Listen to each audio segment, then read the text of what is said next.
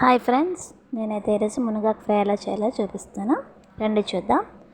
ముందుగా మనం తెచ్చుకున్న మునగాకుని ఒక తడి క్లాత్లో చుట్టుకొని నైట్ అంతా ఉంచుకొని పొద్దున్న ఒకసారి నేను చూపించిన విధంగా ఒకసారి కొడితే ఆకులు వేరేగా కాళ్ళు వేరేగా సెపరేట్ అయిపోతాయి.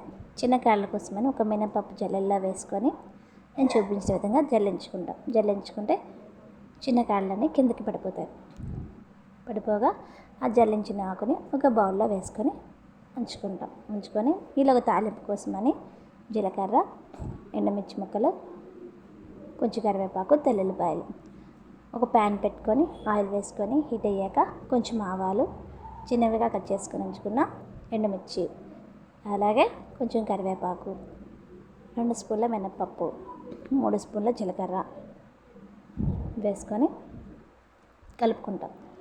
తెల్లుల్లిపాయలు కొంచెం ఎక్కువగా వేసుకొని కలిపిన తర్వాత బాగా కలుపుకొని కొంచెం ఫ్రై అయ్యాక మనం రెలిసి ఉంచుకున్న మునగాకుని అందులో వేసుకొని మళ్ళీ ఒకసారి కలుపుకొని మిగతా మునగాకుని అందులో వేసుకుంటే కలపడానికి కొంచెం ఈజీగా ఉంటుంది.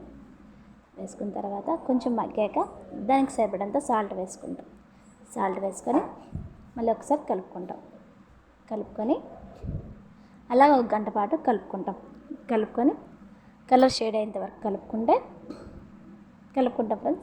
కలర్ షేడ్ అయిపోయాక అలాగే కొంచెం విడివిడిగా అవుతుంది. అంతే ఫ్రెండ్స్, మునగాకు ఫ్రై రెడీ. మీరు ఒకసారి ట్రై చేయండి. ఎలా ఉందో కామెంట్ చేయండి. Please like and subscribe. మునగాకు వల్ల చాలా ప్రయోజనాలు ఉన్నాయి ఫ్రెండ్స్. మన హెల్త్ పరంగా చాలా మంచిది.